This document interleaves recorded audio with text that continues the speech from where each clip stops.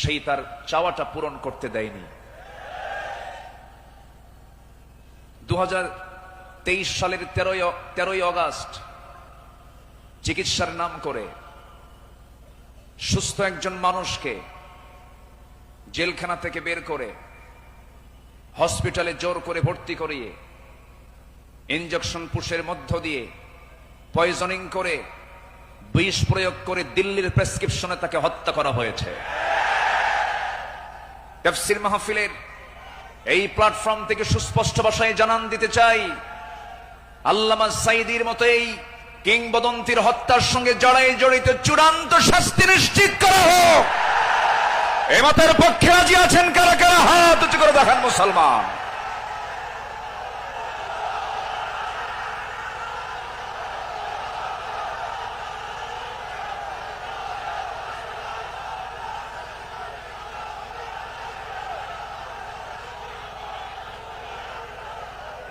বসুন।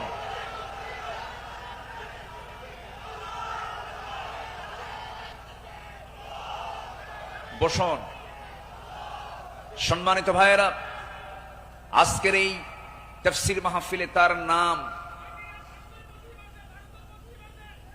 জি বসুন বসুন বসুন বসুন।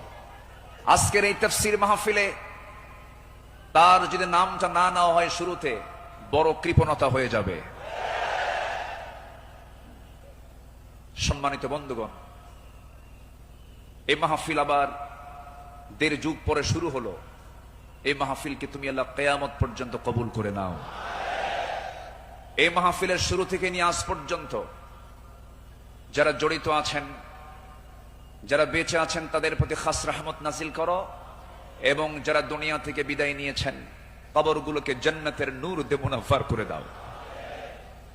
সম্মানিত ভাইয়েরা, আমি আলোচনার সূচনায় সর্বকালের সর্বযুগের সর্বশ্রেষ্ঠ গ্রন্থ, complete and balanced code of life, আল কোরআন আল মজিদের গুরুত্বপূর্ণ একটি সূরা, সূরাতুত তাওবার একটি আয়াত আমি তেলাওয়াত করেছি।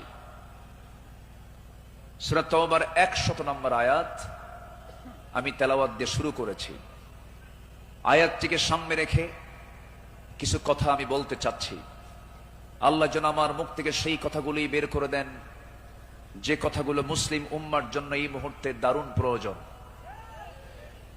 সম্মানিত হাজিরিন, এই পৃথিবীতে শ্রেষ্ঠ মানুষ হচ্ছেন আম্বিয়ে কেরাম, এবং পৃথিবীর প্রথম মানুষও একজন নবী ছিলেন, সাইয়্যিদানা আদম আলাইহিস সালাতু ওয়াস সালাম, এবং এটার সিলসিলা শেষ হয়েছে খাতামুন নবিয়্যিন সরওয়ারে কায়নাত রাহমাত